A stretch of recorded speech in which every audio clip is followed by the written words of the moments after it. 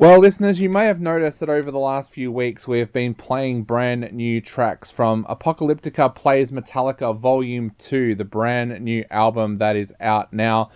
And of course, we want to explore a little bit more about the music that's on this album. So we thought tonight we would actually get one of the members of the band on the phone to chat a little bit about this amazing new album. Welcome to the show, Ika. Thank you very much. Now, How are you doing? I am going so well, and this is such an amazing album. I know a lot of our listeners out there were very excited about this album coming out, and it's just absolutely blown everybody away. How do you feel now that the album is out? It feels great. You know, it's always got a gap between finishing the album and releasing it. And of course, it's a super exciting phase of the whole album production. Is that when you get to share it with people and see how well people understand what we've been trying to do, you know. Yeah. So it feels great. The first album was such an amazing album, but this time around it feels like everything goes to a whole new level, especially with the special guests that you've got on this one as well. Tell us a little bit about what was those early discussions that you had when you were heading into doing Volume 2. What kind of discussions did you have as a band of what you wanted to do this time around?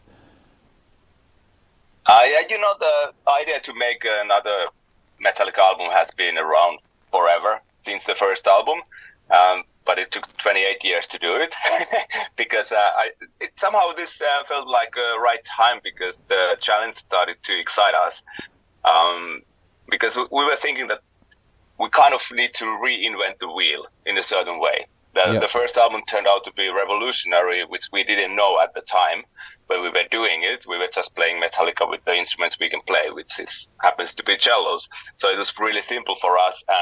And this time we were thinking that, okay, if Apocalyptica makes a new Metallica album, it really needs to make sense to us. There needs to be a good reason for it. And we took the approach in the way that, okay, let's explore. We didn't know exactly what we are doing or how we're going to do it and what's going to happen. And that's kind of the thing that made the whole process very exciting to us.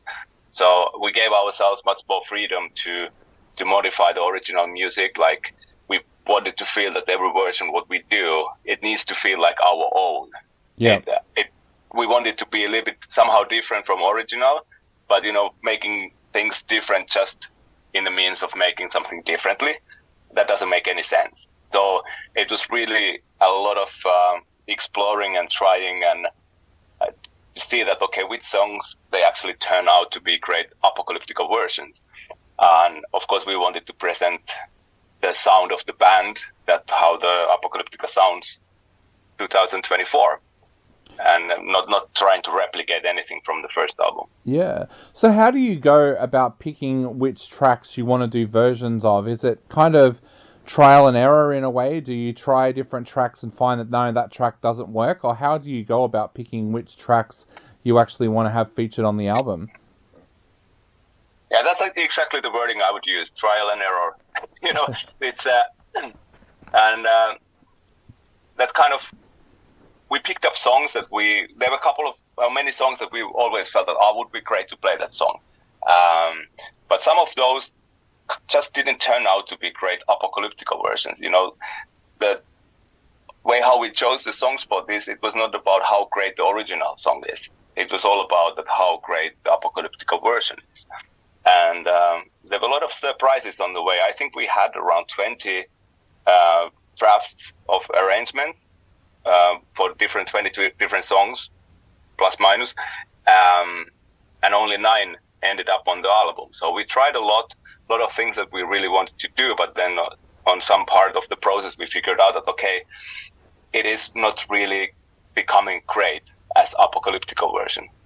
So it was very challenging. It was more challenging than we expected it to be, because we wanted to put the bar very high on kind of means that how it feels to us, that we really need to feel of every song that we are super excited because we are creating something new. We are bringing a new perspective to the original song, so we are kind of presenting the original music in a new way, bringing in new colors or something and that had to happen naturally, which meant that we kind of tried to dive into deep core soul of every song and understand what are the elements that makes this particular song the actual song, and then kind of digest it and then own it and bring it out.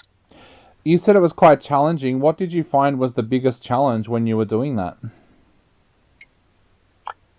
I think with some songs it was like, okay, if we take vocals out, I think the key challenge was that whenever you make a version of a song, like if you think about the Blacklist album, the 100 and something versions of Metallica songs, so you can make whatever style version of a song as long as you keep the vocals, the lyrics, and then the song is still attached to the original version.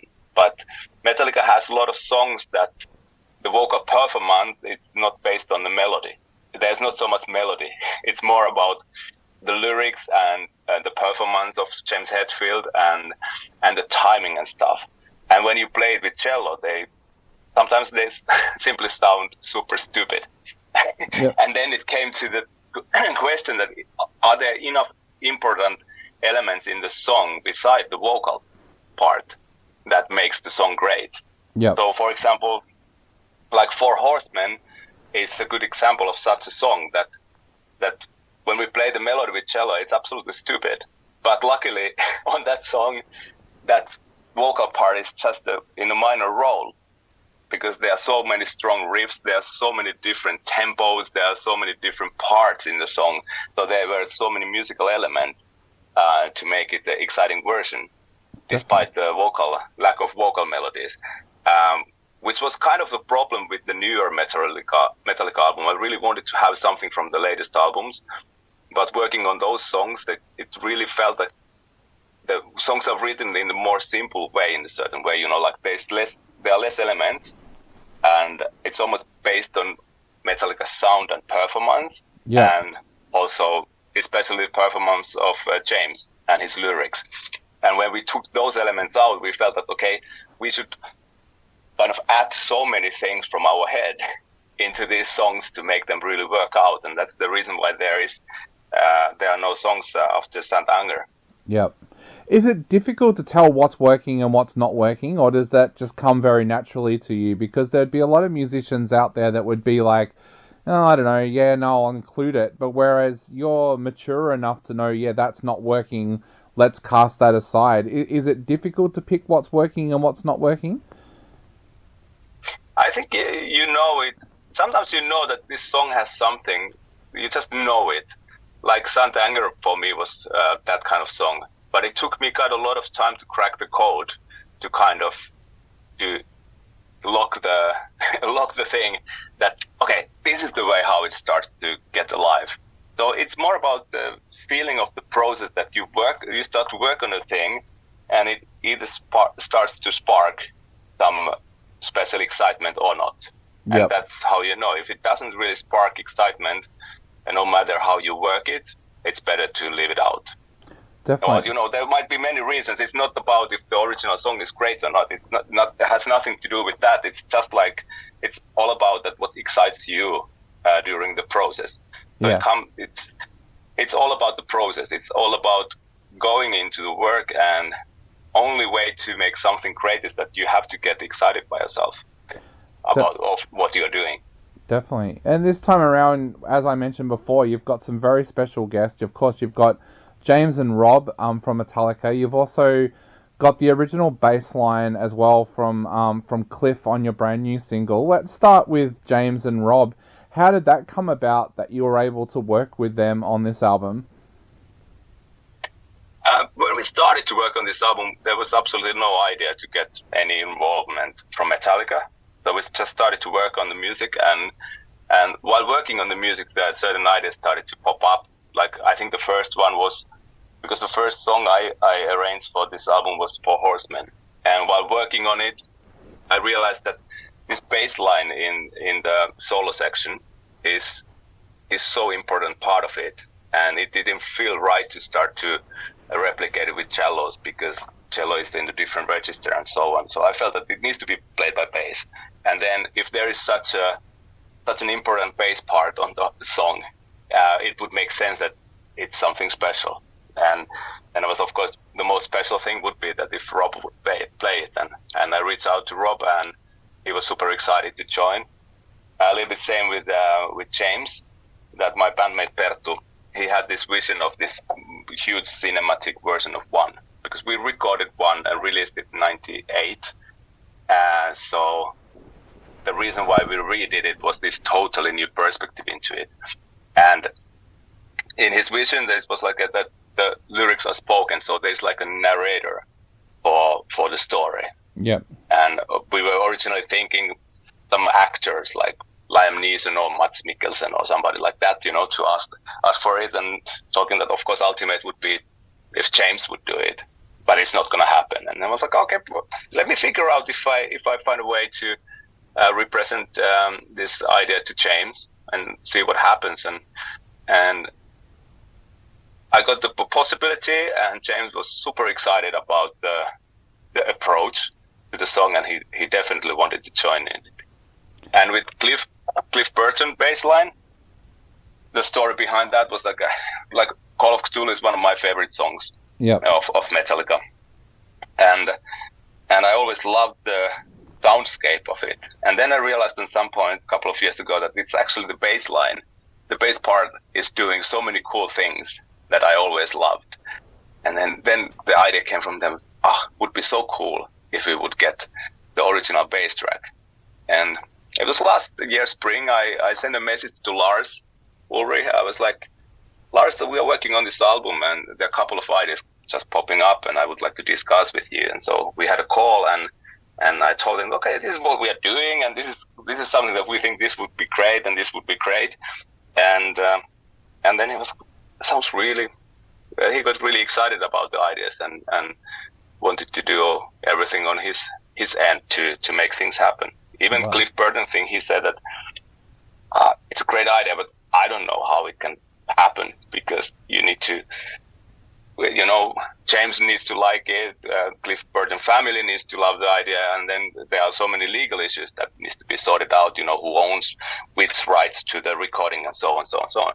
But then, impossible became possible, and we have the track, which is an incredible honor, and it's just unbelievable in a way. It was to build the version around his bass track. So every idea came from the process of working on the music, and like having Dave Lombard on Blackened, we felt that okay, this version is going so close to Metallica's version, original version. So it would be great to have even more fun on it, and what is more fun than having Dave Lombard to play drums in the studio, Yeah. That's one of the greatest funs ever. Yeah. So we asked Dave to join on that. So it's like, I think everything happened very naturally. And because we didn't have any need to make anything happen. It was more like, okay, these are the ideas, we put them out there and we will see what happens. And then all the cool things happened. Definitely. You mentioned before as well, and I've read that you got to work with one of Cliff's very close relatives when you were putting together Call as well. You said that was a very spiritual experience, I read. I was wondering if you could tell us a little bit about that experience. What made it a spiritual experience for you?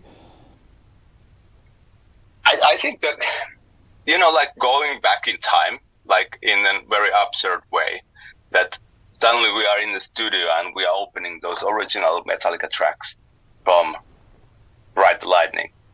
The album we fell in love when we were teenagers. Yep. And then we are here, we are like, oh, this is like just listening to the solo, this bass as a solo. It's like, it just felt unbelievable that kind of thing can happen from the perspective of being fans since the teenager.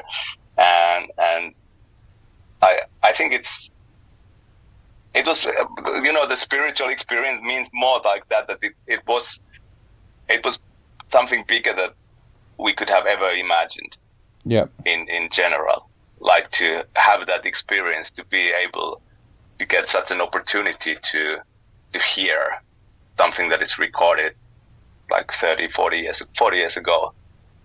and something so iconic and something that is so important to us, that we get an access to something so great. Yep. Well, Ika, we are going to take a listen to that track on our show right now, but to finish off the interview, what would you like to say to people out there before they sit down to take a listen to this album in full? Because this is a very, very special album, so what would you like to say to our listeners before they sit down and take a listen to Volume 2? I would say that this album is not meant for it's not an easy listening. It's pretty intense and has a lot of color and character. So I would recommend to actually take your time to really focus on it, because it has so many layers that might also open after listening it more times than just once or twice. And just enjoy the ride. Yeah. It's full of surprises and kind of exciting things. So I think that's how we should listen to music in general. That not to have to clear our mind from opinions that we might create up front, and go in with the open mind and enjoy the ride.